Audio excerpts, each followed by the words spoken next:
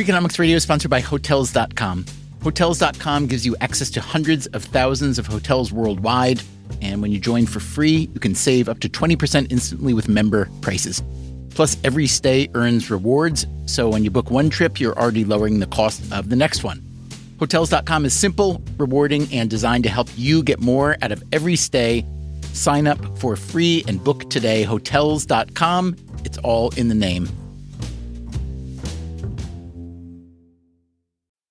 Freakonomics Radio is sponsored by Amica. You know what they say, if you want to go fast, go alone. If you want to go far, go together. So go with Amica and get coverage from a mutual insurer that's built for their customers, one that looks after what's important to you together. Auto, home, life, and more, coverage that fits your unique needs. Amica helps you protect what matters most. Visit amica.com and get a quote today.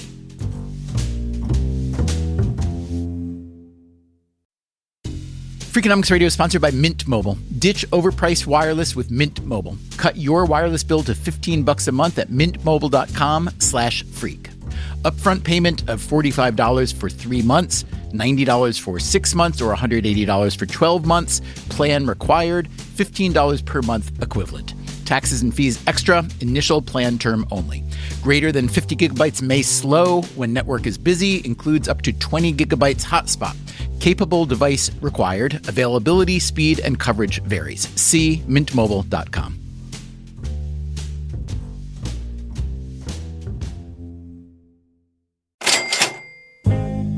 Time for a riddle. Name something that many people say they dislike, and yet they do it all the time. Something that many people consider a tax, and others see as a form of altruism. Something that almost always happens in many circumstances, and yet, in many similar circumstances, never happens. Everybody practically leaves a tip in a full-service restaurant. Nobody leaves a tip when they go to McDonald's. Today on Freakonomics Radio, we wade back into the tipping wars. We discuss the lessons learned when one gigantic company that didn't used to have tipping changed its mind. There's a lot of social pressure to give a tip in that situation. What happens when a famous restaurateur goes the opposite direction and gets rid of tipping? I think the biggest thing we've learned is that this is really tough. And why tipping, as controversial as it may be, isn't likely to go away. They're wrong when they say that, but they believe it.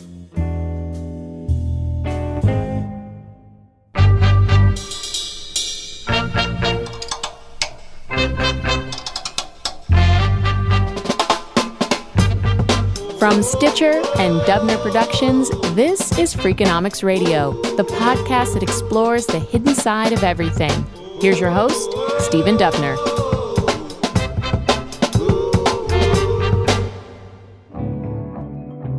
Let's begin with some history, courtesy of John List, an economist at the University of Chicago.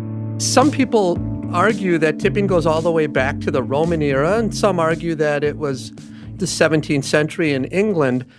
But either way, tipping ended up coming to the U.S. roughly in the 18th century, and there was actually a lot of resistance. So you had people like Mark Twain saying, we pay that tax knowing it to be unjust and an extortion. And you had the New York Times in 1897 writing that tipping was the vilest of imported vices. And even in 1915 in America, there were actually 6 states that abolished tipping. And they abolished it because they viewed it sort of like Twain did, as kind of a social pressure way to extort money. Tipping is one of the most interesting behaviors that we have, right? And that is Uri Ganizi. He's an economist at the University of California, San Diego. I sometimes tip when I go to my coffee place in the morning. I always tip at a restaurant. I never tip in McDonald's. So why is it that it's so different from me? So you can see why economists would find tipping to be a topic worthy of their inspection. It's really a very strange behavior, and we seem to be acting according to some kind of norms. And these norms are very hard to follow. You know, the social norms around tipping in the United States, it's like no other that I've ever witnessed.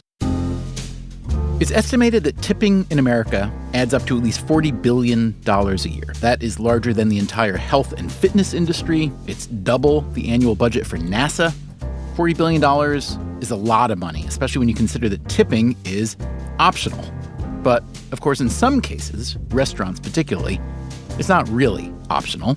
If you try to not leave a tip of at least 15 or 20% in a full-service restaurant, you may well be told quite directly just how not optional tipping is. There are more than 2.5 million waiters and waitresses in the United States. They are often paid below minimum wage, in which case the bulk of their pay comes from tips. Most of us are accustomed to this.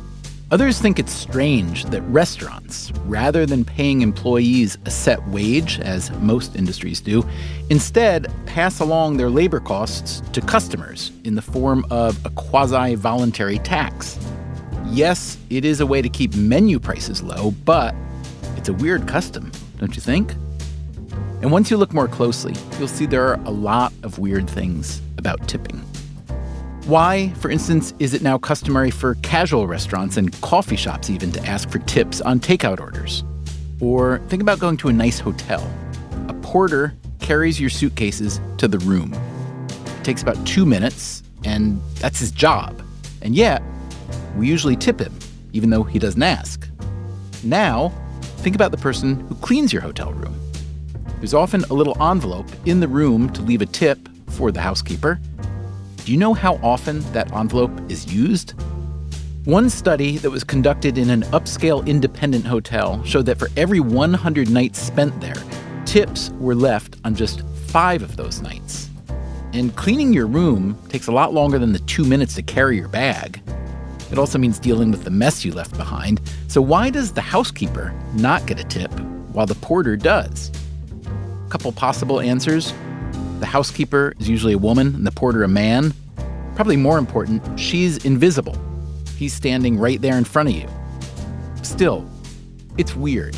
Here's another weird one. Why is it that you're always expected to tip a taxi driver, but when you use a car service app like Uber, you're not? Oh, hang on, that's how it used to be. But if you use Uber, you've noticed that now you are asked after the trip if you'd like to tip. Would you like to know one of the people who made that happen? My name is John List. Who, you'll remember, is... I'm a professor of economics at the University of Chicago. But also... I am also the chief economist at Lyft.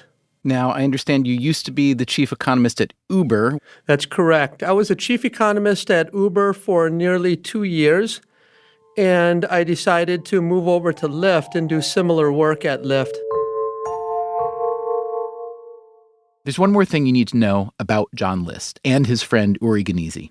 They both love to run huge experiments out in the real world.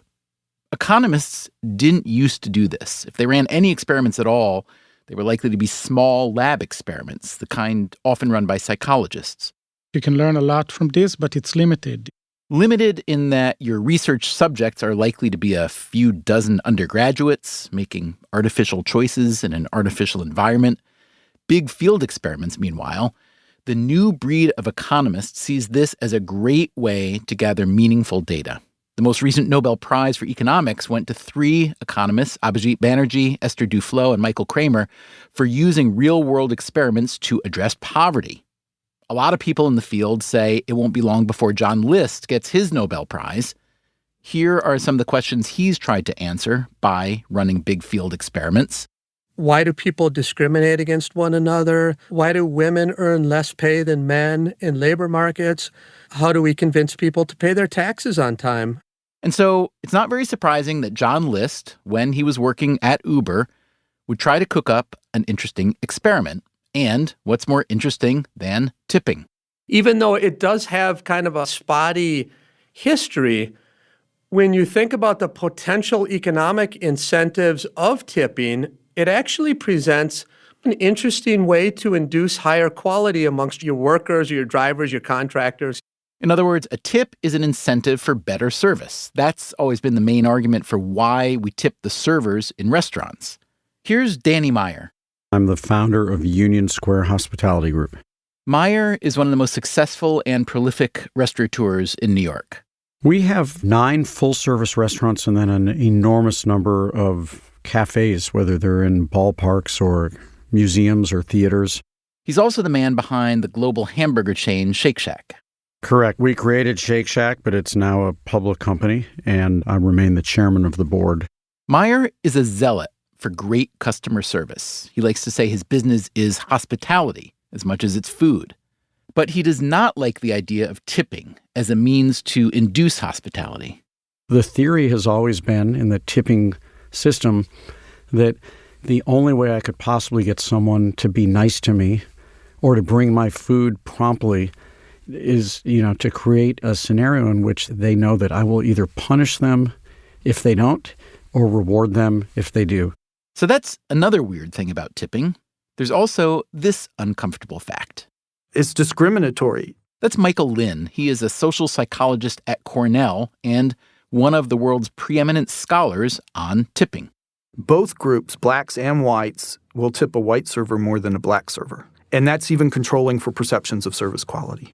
Lynn's research shows that tipping is an unfair way for workers to be paid because personal characteristics like a server's race, gender, and appearance factor too much into customers' tipping decisions. We interviewed Lynn several years ago for an episode called Should Tipping Be Banned? I think I would outlaw it. You can make the argument that tipping is a condition of employment that has an adverse impact on a protected class. And the Supreme Court has ruled that even neutral business practices that are not intended to discriminate, if they have the effect of adversely impacting a protected class, are illegal. So there's yet another reason to dislike tipping. You'd think, therefore, that the last thing you'd want to do is to introduce tipping into a business that seemed to be getting along fine without it, a business like Uber. As I'm guessing you know, Uber was one of the most successful startups in history. Before it went public this year, the company was valued at more than $80 billion. Its stock price has since fallen, but still a massive company and a controversial one, too. Its founding CEO, Travis Kalanick, was forced to resign after a series of acts unbecoming a CEO. Another Uber controversy, its drivers, who are independent contractors and not employees, often don't make much money. So John List, when he was chief economist at Uber, he saw an opportunity. Prior to 2017, Uber did not have in-app tipping on the platform. You might have had some situations where people were giving cash tips, but it was something that did not go through the Uber platform. Actually, List saw 2 opportunities: to give Uber drivers a chance to earn more money and to run a huge field experiment on tipping. There was one big obstacle: Travis Kalanick, the company's CEO. How did he feel about tipping? Travis had a pretty strong intuition that was a little bit like Mark Twain. He viewed it more as a tax or an increase in price because he felt that everyone would feel compelled to tip because it will become a social norm. We should note that Lyft, Uber's biggest rival, did allow drivers to be tipped to reward good service. Travis was fine with rewarding great service, but he wasn't fine with social pressure leading to people transferring some money to another person. So really our first job was to assuage Travis. Assuage him that tipping on Uber would be truly optional and not a social pressurized default option. He made arguments that, look, if say 10 to 20% of people tip on the Uber app, then I'm going to consider that a win. So we went back to the drawing board and said, okay, what do we need to do to make sure that tipping on the Uber app does not become the social norm, in that we can get roughly 10 to 20% of people to tip? In other words, that was your target? You weren't going for 50, 100%? No, our goal originally was to make sure that this was not a price increase, and loosely that meant 10 to 20% of the rides. And if it got much higher than that, it would just be a tax. Is that the idea? That's correct. And I'd like to know, especially because in many cases, workers receive tips because their employers don't pay them enough. And in some cases, employers have been known to take a cut of those tips. What share of the tip in this case, if any, goes to Uber itself, or does it all go to the driver? So the entire tip goes directly to the driver. Uber or Lyft, neither of them take a commission on the tip. So John List, along with Uri Ganizi and two more economists, Bharat Chunder and Ian Muir, turned the sprawling Uber ecosystem into a gigantic tipping experiment. How gigantic was it? So in total, we have over 40 million observations of people. All ages, all ethnicities, all income levels almost, all over the country, not knowing that they are taking part in an experiment. And of those 40 million observations, we have roughly 800,000 drivers in our experiment. So how did List, Ganizi, and their fellow researchers set up tipping on the Uber app? Remember, they were directed to not make it automatic. Okay, we need to separate the act of tipping in space and time from the actual trip. And that's important. Why? If you take a taxi cab trip, the person turns around and you give them the fare, and then 90 to 95% of people add a tip on it. It's face-to-face, there's a social norm, there's a lot of social pressure to give a tip in that situation. So here's how Uber tipping was set up. The app generally wouldn't give a passenger the option to tip until they were out of the car and until the driver had given the passenger a rating, which the passenger doesn't see, by the way. So neither the rating nor the tip would be contingent on each other, which meant no quid pro quo. Especially because unlike a waiter or waitress in your favorite restaurant, the odds are you will never see that Uber driver again. The fact is that very few people meet twice. In the biggest cities where Uber operates, there is a less than 1% chance that the same driver and rider will ever be matched up twice. So, Uber tipping is presumably not about social pressure or reciprocity or extortion. Instead, it's supposed to represent true appreciation in monetary form of good service. So, how appreciative are Uber passengers? So a first fact from our data is that roughly 15 to 16% of Uber rides are actually tipped. Think about that for a second. That's about 1 of every 6 rides that gets tipped versus about 6 of every 6 restaurant meals. So, not great news for Uber drivers thinking they'd be raking in tip money, but good news for John List and Uber, who, remember, were shooting for a 10 to 20% tipping rate. Now, let's get into what List learned about the tippers. There are 3 categories here. Passengers who always tip. Only 1% of people tip on every trip. There are people who never tip. That's actually 60% of people. 60% of people never tip once. So that leaves 39% who sometimes tip, yes? Exactly. You're talking about people who are tipping 1 out of 8 times. Okay, so 1% of Uber passengers treat the ride like a restaurant meal, automatically adding a tip. 60% are saying, no, thank you. I've already paid for the ride, so I'm not going to give you more of my money, which, if you're even a little bit anti-tipping in general, sounds pretty sensible. But then 39% of passengers tipped occasionally. Does that mean that Uber successfully made tipping about exceptional service? So one of the most surprising results is that when you look at the data pattern, it's actually the rider variables that are roughly 3 times more important than the driver variables. Let's translate what List said out of economist speak. What he means is that the biggest factor in whether a passenger tips is simply what kind of person the passenger is. That is a bigger determinant than the driver or the car itself or the route. So if I unpack that a little bit, the first thing you can think about is the star rating. Remember, just as Uber passengers can rate drivers, Uber drivers also rate passengers.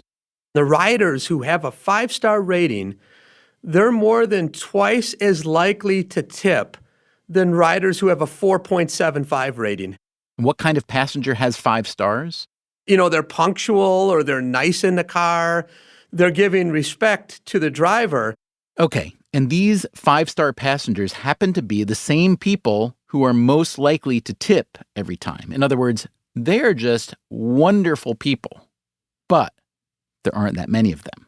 Just 1% of Uber riders. So, who are these generous souls? What kind of person is most likely to tip an Uber driver? For starters, they are most likely to be male. A man is about 19% more likely to tip than a female rider. And that's an interesting finding, especially because it is the opposite of what John List's own research shows about charitable giving. Women consistently across the entire distribution give more money to charities than men do. And why is Uber tipping so different? My intuition is it's because this is anonymous. The world of charitable giving tends to have a lot of social pressure. And what the literature also has taught us is that women are much more likely to change their behavior in the face of social cues. My intuition would be if you looked at tipping to taxi cab drivers or restaurants, that the difference would not be as stark, and women might even tip a little bit more, conditional on having the same income levels as men in those cases. Now, to what degree, if any, are you able to control for income of the riders in your study? It may be that the men are wealthier, yes? What we do find is that riders from lower income areas tend to tip less than riders from higher income areas. But even after we correct or adjust for those income area differences, we still find that men do tip more than women. You also write that tips tend to be higher during very early morning hours, between 3 a.m. and 5 a.m., and that these hours have a disproportionate percentage of airport and business trips. What it calls to mind to me is those trips may be being expensed and may not be coming out of pocket, and maybe people are more generous with tipping if it's not their own money. I think you're exactly right. I think those can be expensed. What you also find, though, is that tips tend to be high on Friday and Saturday evenings. So this is the going out to eat and party crowd. This may or may not mean that the consumption of alcohol makes people more generous. The Uber data cannot answer that question, so draw your own conclusions. But there is one huge conclusion the Uber data seems to point to. Most people, when given the option to tip, do not tip. And when they do, it doesn't have much to do with the quality of their experience. The bulk of the reasons why a driver will get tipped is because of these things that are outside of their control. But that said, there are many things that the driver can control that do impact the tip. For example, if you look at drivers with a 5-star rating, they're tipped close to 50% more often than those with a 4.75 rating. So the quality of the driver matters. It matters, but again, not very much compared to whether a given passenger happens to be a tipper or a non-tipper. Similarly, there are other trip characteristics that may affect tips. How the driver drives, for instance, which Uber can measure via telematics information from the driver's phone. Hard accelerations matter. And if you have more of those, you receive less in tips. Hard braking matters. If you have more episodes of hard braking, you receive fewer tips. The age of the car also matters a little bit. Drivers in the old cars are tipped slightly less than drivers in the new cars. And the language the driver speaks, which List measured by seeing whether drivers keep the language on the Uber app in the default setting, which is English, or they change it. And what we find is that those drivers who change the default language, those drivers end up getting tipped much less as well. One way to increase your tips as an Uber driver is to be female. What we find is a really strong result that female drivers receive about 12% more than male drivers in tips. Now, what's interesting, though, is that both female and male riders tip female drivers more. Earlier research of yours at Uber found a gender pay gap with men earning more, even though the algorithm is gender blind. I'm curious whether tipping substantially shrinks that gap. When you include tipping, that difference reduces by about 13%. So you still have a pretty large effect. Now, the reason why it doesn't lessen by more than that is that tips are only about 4% of fares. Okay, so cumulative tipping on the Uber app is only about 4% of the fare total. Yes, that's a lot less than the standard 15 or 20% tip in restaurants, but still, 4% of extra money on millions and millions of Uber rides, surely that's got to be good news for the average Uber driver, doesn't it? Driver earnings actually do not increase, on average, because of tipping. Wait a minute. How can that be? What happens is when you add tipping to the app, more drivers come online and they supply more hours. So that shifts out the labor supply curve. And just that shift alone, of course, decreases wages. But then you have tips added onto that make wages roughly the same as what they were before.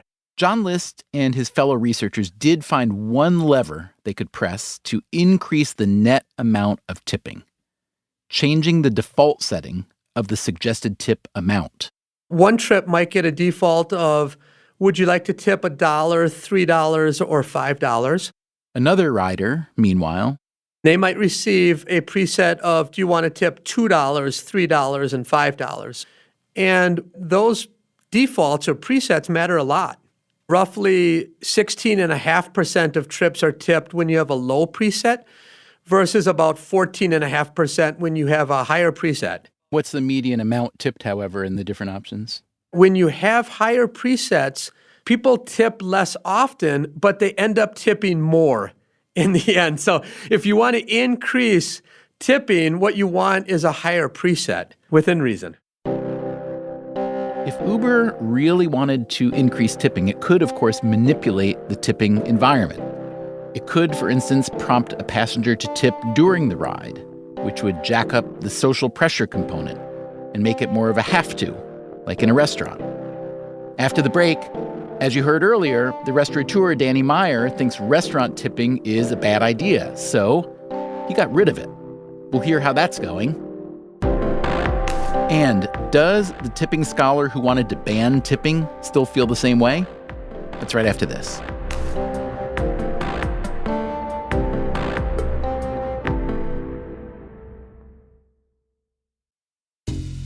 Freakonomics Radio is sponsored by Cash App. Bitcoin is often talked about as an investment, but it was built to be used. With Cash App, you can actually do that. Send Bitcoin instantly, pay at local Square businesses that accept it, or move it to your own wallet whenever you want. It works more like real money and less like something locked in an account. For a limited time, new customers can get $10 added to their balance. Just use code CASHAPP10 when you sign up. And don't forget this part, send at least $5 to a friend in the first 2 weeks. Terms apply. Cash App is a financial services platform, not a bank.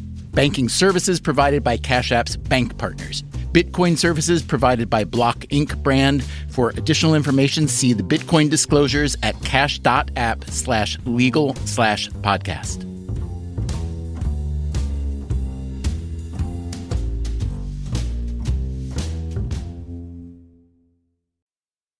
Freakonomics Radio is sponsored by Figure. Did you know that 40% of homeowners own their home outright? If that's you, don't let your equity sit idle. Tap it with a home equity line of credit.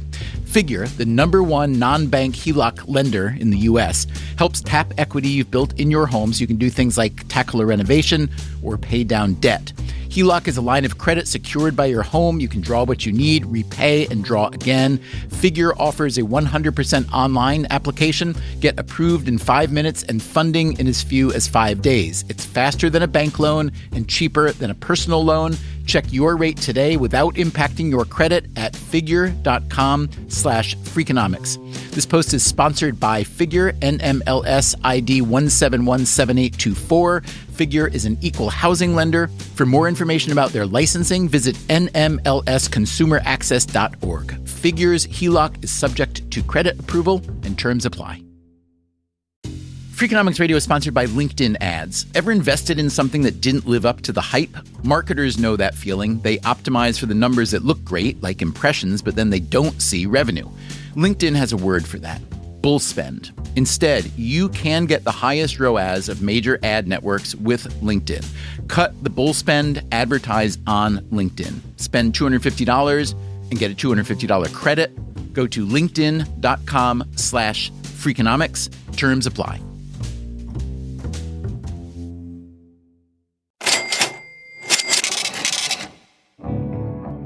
Danny Meyer grew up in St. Louis, and even though he's been in New York forever, he still exudes a Midwestern sense of hospitality. So while many of his restaurants, like Gramercy Tavern and Union Square Cafe and The Modern, are well-regarded high-end restaurants, the style of service is, like Meyer himself, Midwestern warm. This combination of warm service and good food translates into big tips for the waitstaff. You might think that Meyer, as the employer of the people getting these big tips, might like this. But you'd be wrong.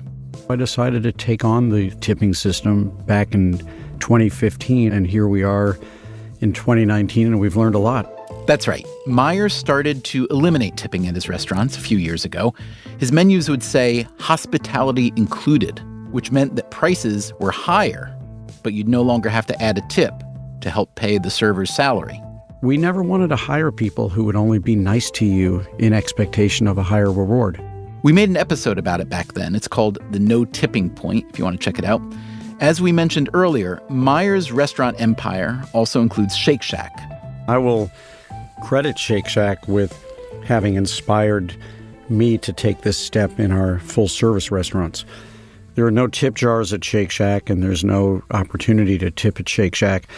If we can make the economics work where we're selling, a $5, $6, $7 burger, why in the world can we not make this work when we're serving you a $100 dinner at Gramercy Tavern? It just doesn't make sense to me.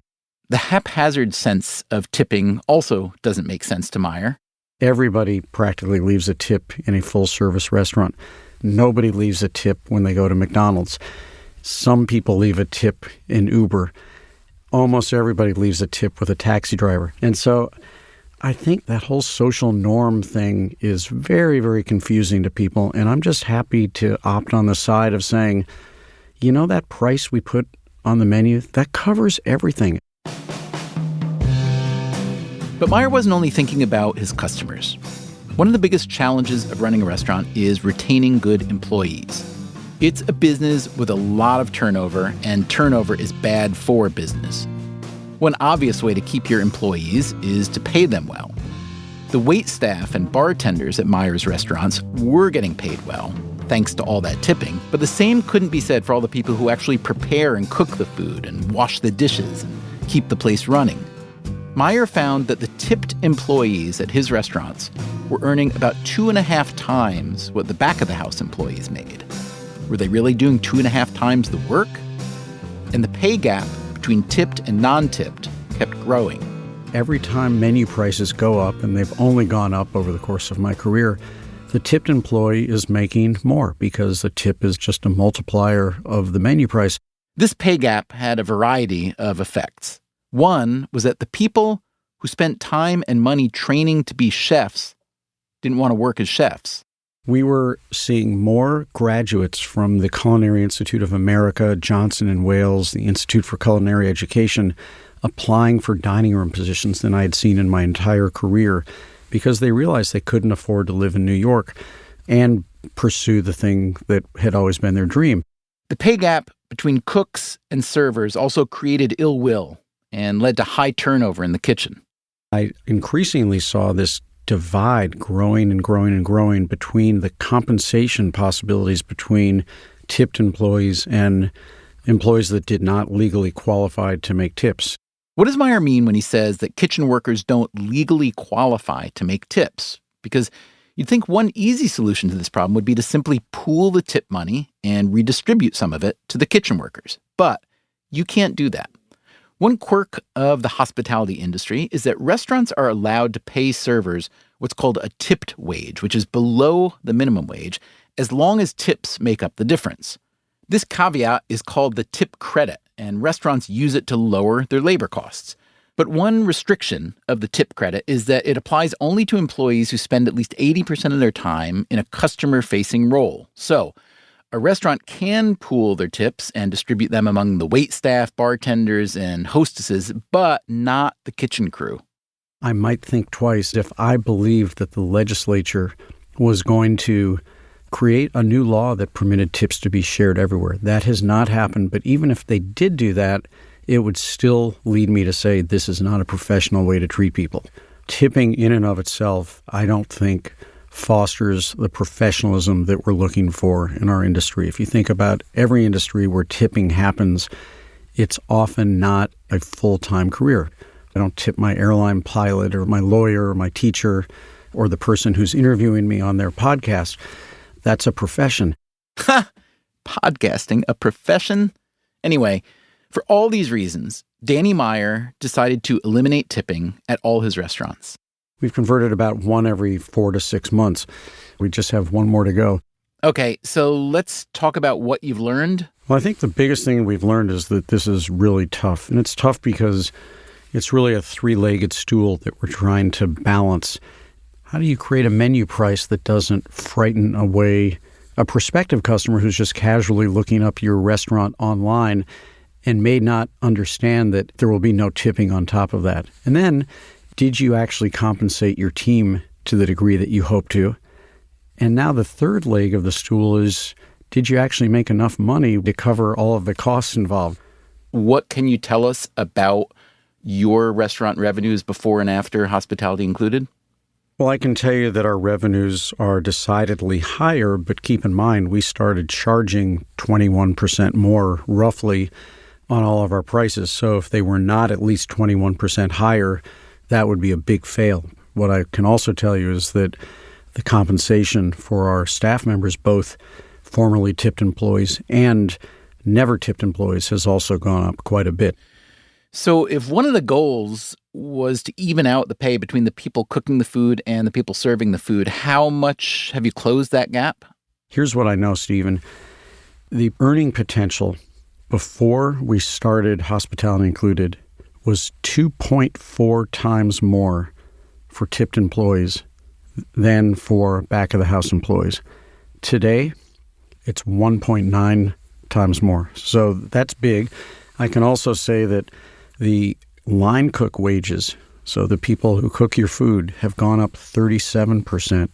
Front-of-house compensation, formerly tipped employees, has gone up 8%. So we've been able to increase both, but we've obviously, in order to make some headway in terms of this discrepancy, have increased back-of-the-house pay by a lot more. Right. And what's that mean in actual dollar terms for kitchen versus waitstaff? Maybe you could use the Modern as your example. When we started hospitality included, in the aggregate, the front-of-the-house employees at the Modern were making somewhere around $22 an hour. And today that number is about $25 an hour. Believe it or not, a cook in the aggregate in 2015 was making just over $11 an hour. Today, they're $16.50 an hour. So that's a serious, serious hike. Meyer didn't share with us any profitability figures, so we don't know the degree to which these higher wages are eating into the restaurant's bottom lines. But, at least in terms of wages, the hospitality included model sounds like it's working. Kitchen wages went up a lot. Even waitstaff wages went up a little, on average. But not everybody likes to be average. Whenever we've converted a restaurant, we would experience as much as a 30 to 40% turnover in our legacy staff. And I completely understand why that is, because the way that you got a raise in a tipped house was to have stayed at the restaurant longer than anyone else, which meant that you got the lucrative Thursday, Friday, Saturday night shifts, and it may have taken you 6 or 7 or 8 years to earn that schedule. But the new no tipping model made those shifts relatively less valuable, which for shorter tenured workers was a positive. One of the real benefits is that you can make as much money working on a Monday night as on a Friday night, because the way we compensate our team is a higher hourly rate plus a revenue share model that averages out the entire week. And there was another benefit. I feel great about the fact that I no longer need to worry that the only way to get a great tip is to have a woman subjecting herself to leering men. Or if I'm from a different ethnic group than the table that I'm serving, that I need to worry that they're not going to give me a good tip. But if you think you hear a hint of disappointment in Meyer's voice, well, I'm not sure that's what we're hearing, but when he set out to eliminate tipping, he thought he was starting a revolution. Yeah, well, we did not succeed at inspiring an entire industry to change its tune. The No Tipping initiative got a ton of media coverage. It was easy to think that a lot of restaurants were following suit. Not as many restaurants have moved away from tipping as you would get the impression. That, again, is Michael Lynn, the Cornell tipping scholar. There are about 200 restaurants across the United States. It's just not as big a phenomenon as people say. Nor is this the first time the no tipping trend seemed to be catching on. In the 70s and 80s, there was a comparable tendency for a couple of restaurateurs that got a lot of press for it to eliminate tipping. And some of them survived and continued that policy, but the vast majority ended going back to tipping. Danny Meyer gets that. I've been pretty zealous about how I think tipping actually holds people back, but I also understand that movements happen in a big way when the economics work for everybody. And I don't think we're quite there yet. I completely understand it's not working yet for everybody. If you were just having the idea today, having gone through what you've gone through the first few years of trying it, would you try it again? Or would you consider this an experiment in progress that, while noble and smart, et cetera, is maybe too difficult, that there's too much status quo to overturn? Well, I think that's a fair question, and the honest answer is I'm not sure. I think largely because of some of the notoriety of our making this initiative, that has actually brought an awareness to the legislature, which is getting very, very close, as I understand, to creating a situation where tips can be shared amongst everybody. Even if such legislation were to happen, it wouldn't eliminate tipping. In fact, it might strengthen the tipping model. But Meyer sees another development that could kill the model. Each time minimum wage goes up, restaurants that are continuing to have a tipping system have all raised their prices to keep up with the minimum wage increases. And then the guest is tipping 20% on top of that. So we're about one minimum wage hike away from a pricing advantage over other restaurants while we're paying our staff more. And I think that's the point when you're going to start to see many, many restaurants eliminate tipping. But Michael Lynn at Cornell, who once told us he'd like to ban tipping, he's not so sure we'll ever see the end. Why? Look, when I started doing research on tipping, I thought tips would be strongly related to service quality. But what I found was that about 4% of the variance in tips left by different groups can be explained by their ratings of service quality. That is, in restaurants, as in the tipping of Uber drivers, there was a weak correlation between quality of service and tip. But Lynn discovered something interesting in his research. A lot of restaurant servers think there's a strong correlation. About half of the servers in this country will say that they think their tips are moderately to strongly affected by the service they leave. They're wrong when they say that, but they believe it. And because they believe it, tipping, in fact, does provide an incentive to deliver better service for at least half of the servers in this country. So, yes, my opinion about the incentive value of tipping as a system of compensation has changed over time, although the facts haven't changed. I've just learned more about it and begun to think a little bit more sophisticated about it. Okay, did you follow that? Waiters and waitresses think their service significantly affects their tip, even though the data shows it doesn't. But because waiters and waitresses think it does, they act as if it does. And Michael Lynn found a similar dynamic from the customer side. Tipping increases customer satisfaction. Customers expect service to be better under a tipping system, and that can bias their perceptions. I've done a couple of studies based upon recent restaurants that have eliminated tipping. So, for example, Joe's Crab Shack recently at several of its restaurants eliminated tipping. Most of them it went back to tipping. Their online service ratings declined during the period that they had no tipping and went back up when they reinstituted tipping. Does that mean the service actually got worse when there was no tipping?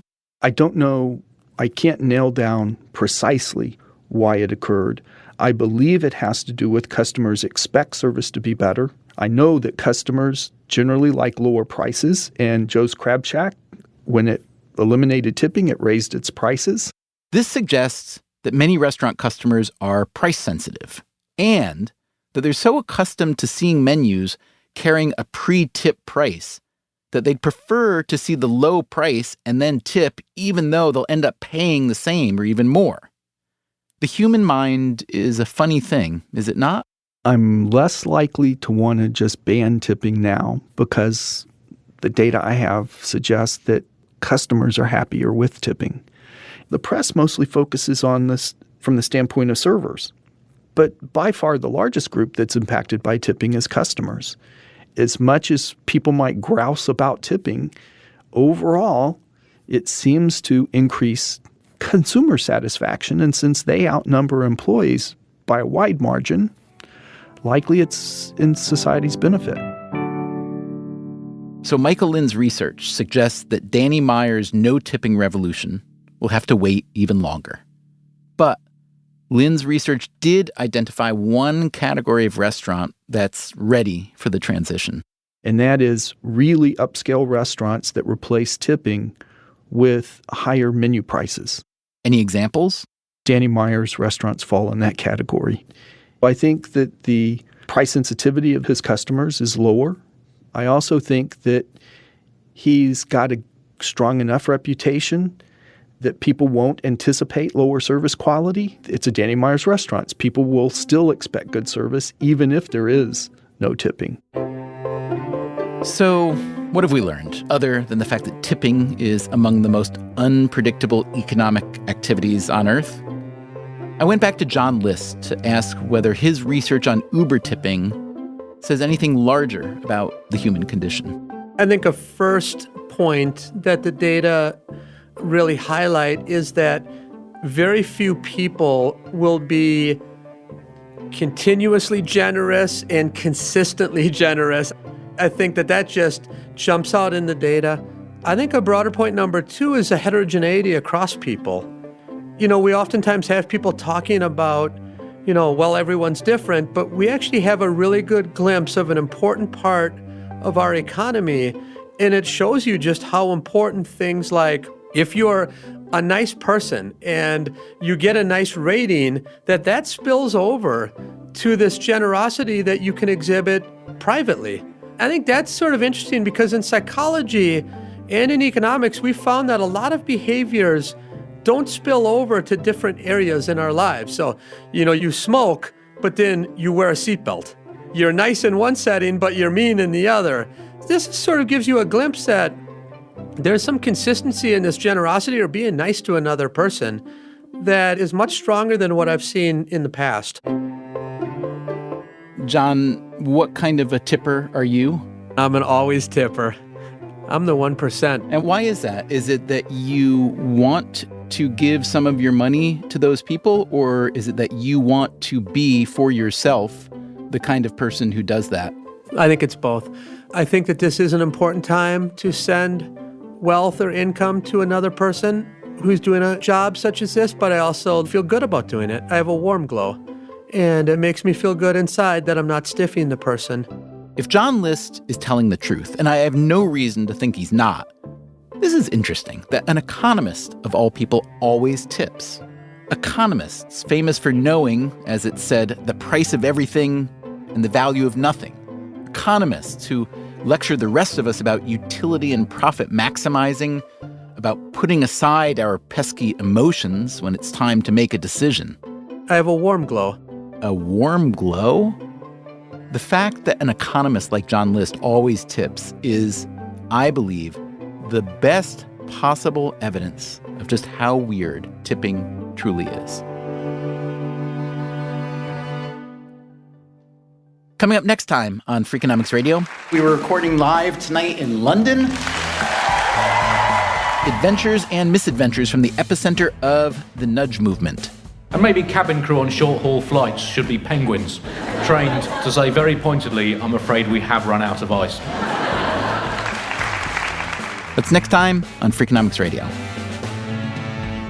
Freakonomics Radio is produced by Stitcher and Dubner Productions. This episode was produced by Matt Hickey. Our staff also includes Allison Craiglow, Greg Rippin, Harry Huggins, Zach Lipinski, Daphne Chen, and Corinne Wallace. Our intern is Ben Shaman. We had help this week from James Foster. Our theme song is Mr. Fortune by the Hitchhikers. All the other music was composed by Luis Guerra. You can subscribe to Freakonomics Radio on Apple Podcasts or any podcast app. Our entire archive can be found exclusively on the Stitcher app or at Freakonomics.com, where we also publish show notes and transcripts. To get our entire archive without ads, along with bonus episodes, go to StitcherPremium.com/Freakonomics. We also publish every week on Medium, a short text version of our new episode. Go to medium.com/Freakonomics Radio. We can also be found on Twitter, Facebook, and LinkedIn, or via email at radio@Freakonomics.com. Our show also plays on most of your better NPR stations, so check your local station for details. As always, thanks for listening.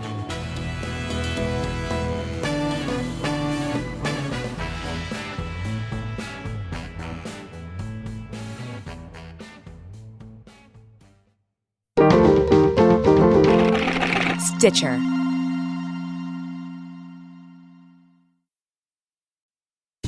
Freakonomics Radio is sponsored by Ozempic.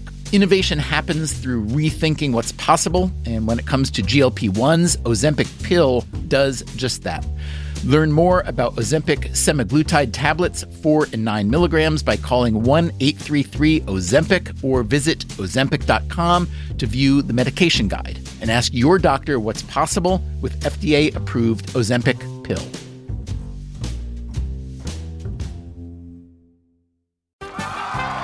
Welcome back to Should I See a Doctor?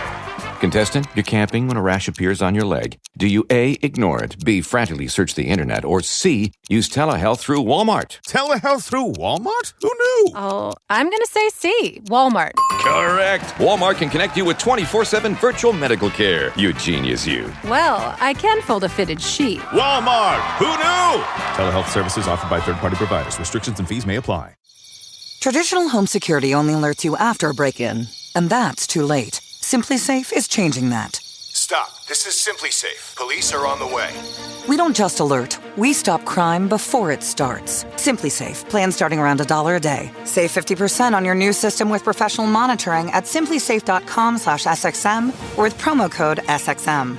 Outdoor deterrence requires a Simply Safe Active Guard outdoor protection plan starting at $49.99 a month. Visit simplysafe.com/licenses for alarm license information. Tennessee 2012.